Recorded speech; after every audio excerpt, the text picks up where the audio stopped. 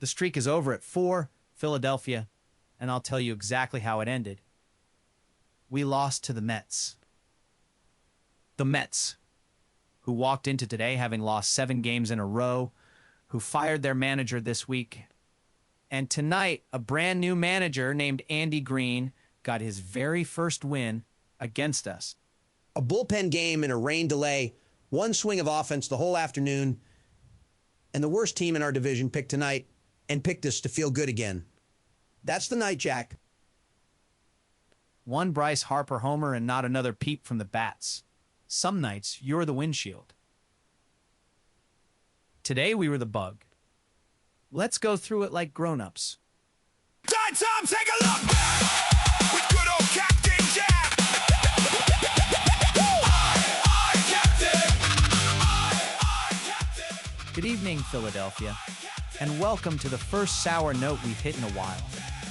The Phillies lose to the New York Mets 6-2, and the 4-game winning streak is in the books and behind us. We ran a bullpen game, we got out front, and then it slipped through our fingers. Here's the shape of it, Jack. Tim Mayza opened, Rangel came in for the bulk innings, and we led 2-0 on Harper's homer in the third. Then the 6th happened. Francisco Lindor triples in 2 to tie it, AJ. Ewing singles in 2 more to take the lead, and Kyle Backhus gave up 2 in the 7th on top of it.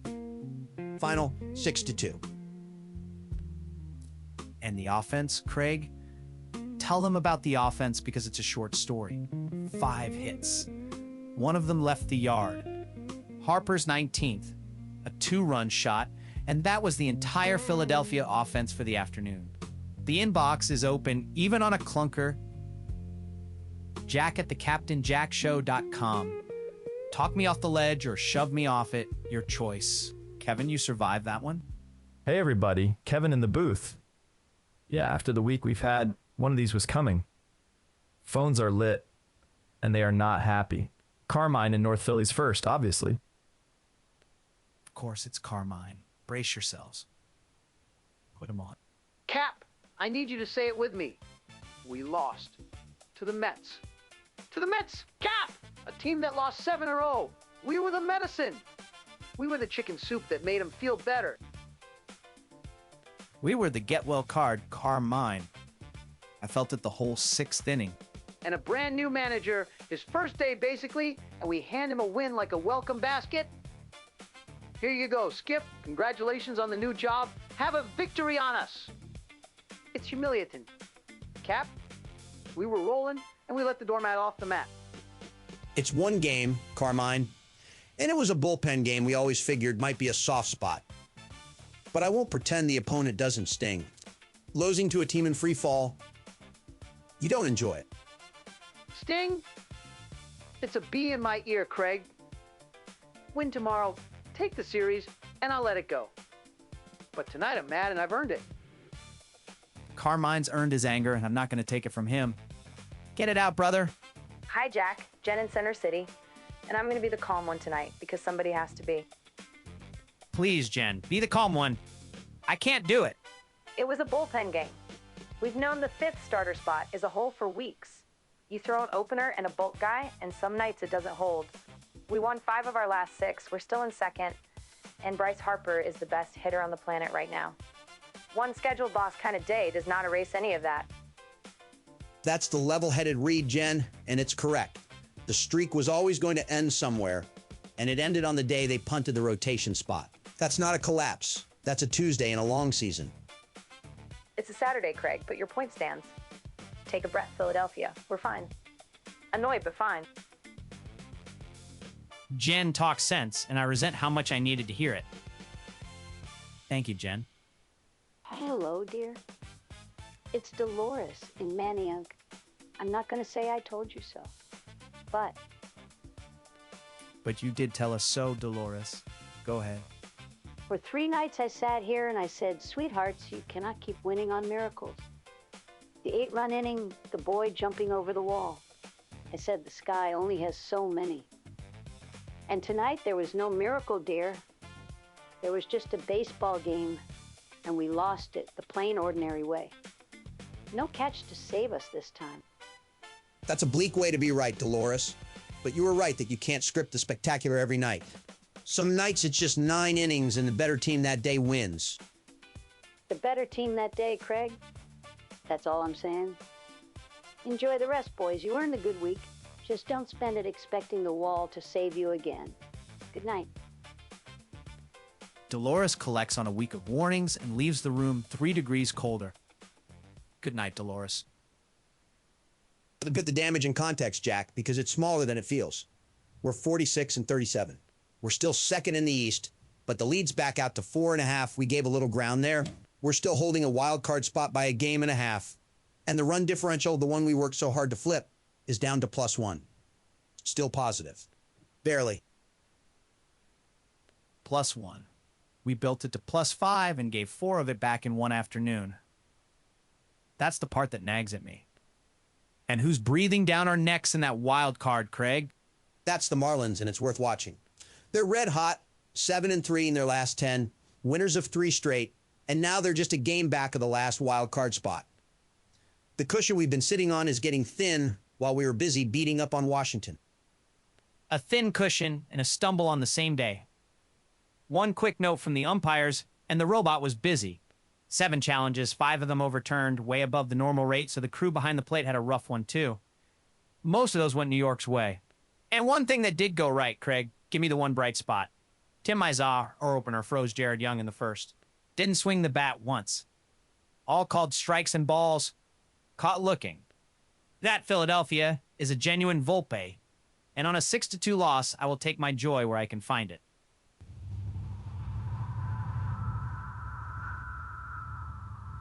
Strikeout is what we're celebrating tonight. That tells you how the... Let's do the thing where Kevin pulls up the game thread, the live one. And on a loss, I usually side with the panic. Kevin, what were the people saying? First one's from NGD 1977 after Harper's homer, dripping sarcasm, quote, "Well done. Haven't hit a homer in Citi commenters?" A little victory lap for the one good moment we had. Harper homers, the doubters get razzed, and for about 3 innings, it felt like a normal night. Enjoy it, MJD. It was the high point, and it came in the 3rd. Next, Drofo's Neb. After a ball got past us in the outfield, quote, "Bro thought he was some kind of Derek Hill." Nope. Oof. That's what happens when one guy robs a homer on Friday. Everybody expects you to be Spider-Man on Saturday. Hill set a standard out there, and tonight a ball skipped past for a triple, and the whole region winced. Not everybody's Derek Hill, Drofo's Neb. We learned that the hard way. And the last one, Spider-Cam 27, frustrated. The caps are his, quote, "Why is the infield always in the wrong spot for what should be routine plays?" Why is the infield always in the wrong spot? On a night like this, every grounder finds a hole and every positioning card looks wrong. He's venting, and on a 6-2 loss to the Mets, I'm going to let the man vent. We were all yelling at the television. All right, let's get to the part of the show that doesn't care that we lost a bullpen game in the rain. Future. Never mind the rest of the league tonight. I want the kids coming up through this system, because on a sour night, that's the cure. Give me the farm, Craig. Start me at AA with my guy. Then we started reading with Braydon Tucker. 26, undrafted, still the best story in the system. 12 starts, 6-4, a 2.04 earned run average over 66 and a 3rd innings, 62 strikeouts against 23 walks. Pinned at AA for now, but a 2.04 plays anywhere. A 2 in front of the ERI on a night I needed one. Who's behind him? Single at Clearwater, Kate Obermueller, 22. 6 starts, 16 innings, 28 strikeouts. The earned run average is still settling, but the swing and miss is loud. 28 punch-outs in 16 innings. And the 17-year-old Craig, give them the kid because he's the best news we've got tonight. Francisco Renteria, down in the complex, 17 years old. 71 at bats, hitting .380, on base .450, slugging .634. And on base plus slugging over 1,000 at 17. Over 1,000 at 17. That's the one I dream on, especially on a night the big club let me down. Tucker at Reading, a strikeout machine at Clearwater, and a teenager in the complex who isn't real. The cupboard's stocked, and that's the thought I'm going to bet on. Let's get back to the phones, and these go wider. The whole picture, the standings, the road ahead, and the inbox stays open. Jack at thecaptainjackshow.com. Tell me this was just one bad day. Kevin, open the lines. You got it, Jack. Dave in Bucks County's up, and he says he's here to keep everybody honest. Jack, it's Dave, Bucks County. I want everyone to take a deep breath before they say something they'll regret about this baseball team. Go ahead and be the voice of reason, Dave. We won 5 of our last 6. 5 of 6. We swept into New York on a 4-game heater. We ran a bullpen game today because of a rotation hole everybody's known about, and we lost one. And Bryce Harper hit his 19th and is the hottest hitter in the sport. This is a good team that had a bad afternoon. That's the whole story. That's a fair and accurate accounting, Dave. The body of work this week is excellent. One bullpen game on a rainy Saturday doesn't change the shape of the season. Exactly, Craig. Don't let one loss rewrite a great week. Get a real starter back out there tomorrow and we take the series. I'm not worried about my guys. Dave keeps the city off the ledge. Somebody has to. Thank you, Dave. Captain, Reggie, cross the bridge. I'm not going to panic. I'm going to point at the one number that matters tonight. The wild card. We're plus a game and a half, but the Marlins are a game back of that line and they will not stop winning. The differential dropped from +5 to +1 in one game. The margin's getting tight, Cap. So what's the read, Reggie? Is the sky falling or not? Sky's not falling, but the cushion's deflating. And the answer is the same as it's been. The rotation has a hole, the bullpen game proves it, and one starter at the deadline turns a nervous wild card lead into a comfortable one. You don't wait until the Marlins pass you to make the call. The logic holds, Reggie. A bullpen game every 5th day is a flashing light, not a strategy. Whether the front office answers it is the question of the next month. Answer it, Cap. Make the calls. The math is still on our side, but it's asking for help. Reggie wants the deadline starter, same as ever, and tonight he's got a real case. No Ted and seconded. Jack. Lou, Fairmount. You want to know why we lost? We don't hit anymore. We wait for a homer. 5 hits, 1 swing, and the rest of the day, everybody's trying to launch one into the seats. Talk to me, Lou. The all or nothing thing. In my day, Jack, you were down 2 runs, you choked up, you punched a single the other way, you moved the runner, you manufactured. Today it's a homer or it's a strikeout, nothing in between. Harper hits his homer, and then 8 other fellas try to hit one too and pop up. You can't live on the long ball alone. There's truth in it, Lou. On a day the homers don't come in bunches, a lineup that only knows how to swing big goes quiet. A few singles strung together is exactly what we didn't do. Stringing hits together, Craig, it's a lost art. We won all week mashing, and the one day we didn't mash, we had nothing else. That's my worry. Good night, fellas. Lou wants situational hitting back, and tonight he makes the case. Some nights, Lou, so do I. Thank you, brother. Now, Kevin's gone quiet back there, and even on a loss, I know that look. He's got a theory. Kevin, through the glass, give us something to chew on. That isn't the score. Okay, so I was charting the hits, and here's what jumped out. The Mets hit 2 triples today. 2. Lindor and Soto. Do you know how rare a triple is in modern baseball? You can watch a week of games and not see one. And this team hit 2 in one afternoon in this ballpark. Okay, Kevin. And it's not an accident. Citi Field has one of the deepest outfields in the league. Those alleys go on forever. And the Mets built it that way, and they keep it that way. A deep outfield turns a visiting team's gap power into a long single and turns a Mets runner into a triple because there's an acre of grass to run on. The park is a defensive weapon, and the home team practices on it every day. We don't.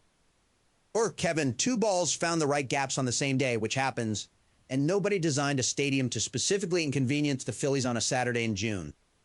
A deep outfield is a choice, Craig. Somebody drew those dimensions. I'm not saying the grass is out to get us. I'm saying the Mets know every bounce in that yard and we played it like tourists. That's an edge, and it's hiding in plain sight. I've said my piece. Kevin thinks the Mets weaponized their own outfield against us. On a 6-2 loss, Kevin, I'll take any explanation that isn't just we played badly. Now, we always call up a player who absolutely is not the player, and on a quiet night, I want to hear from a quiet bat. Kevin, get me Brandon Marsh. Dialing Marsh now, Jack.